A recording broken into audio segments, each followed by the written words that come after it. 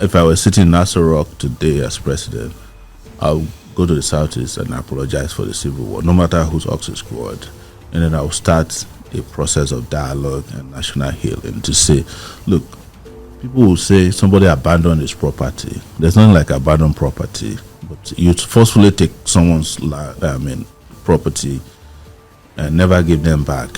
Somebody who was a billionaire or a millionaire, you fight them in a war, 4 million people died. You just woke up and say, no victor, no vanquish. But there was a victor, there was a vanquish, because the vanquish got 20 pounds. The victor got billions, walked away with the property of the person who they claim is abandoned. And then subsequently, they keep finding in your relationship with them that there's hatred, there's animosity, and there is a desire to always oppress and suppress them in the civil service. Jonathan told me one thing, and probably I'm not supposed to reveal, but I'll say it. He said when he made Ihejurika the chief of army staff, so he came to him and said, "This is unbelievable. You have an able man." Say an able man. Say, nobody trusts him. It came to him. He said, all of them started coming and said, things what people say about Kaduna and Sowore, exactly, and the 1976 coup and how they thought that. So, but we have not walked that part. I didn't fight during the Civil War, so I don't have any business sustaining the Civil War. I was born in 1971.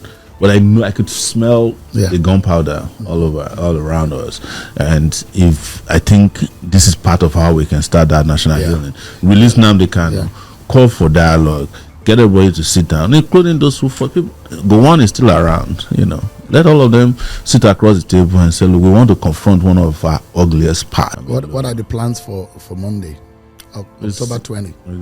We just came from the FCT Police Command to this place. They apparently had invited the people to intimidate them. So when I showed up, they said I wasn't the one they invited, so I left. They asked me to leave. They said they got a letter. So the person who then went to meet them, the lawyer to Nnamdi Kanu, Barrister Maxwell, said they told him, "Oh, you should be held responsible if anything goes wrong." How does the police say that when you've been given a letter to say protect, which is your duty? Are you worried that it might be hijacked? No. It's if a protest is hijacked, it's usually hijacked by government. So otherwise, peaceful protests has always been peacefully done. So this whole blackmail about hijack is as old as the invention of How long do you want to go on this protest?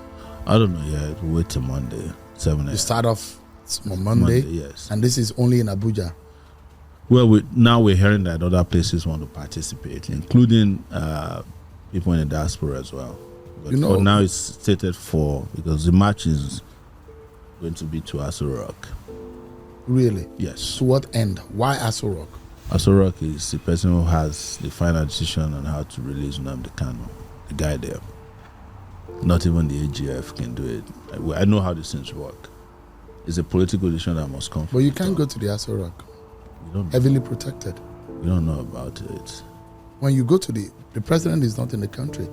So why protest in the home of the person that is not in his absence? It's the home of the president of Nigeria. It's not the private house of Bola Tinubu.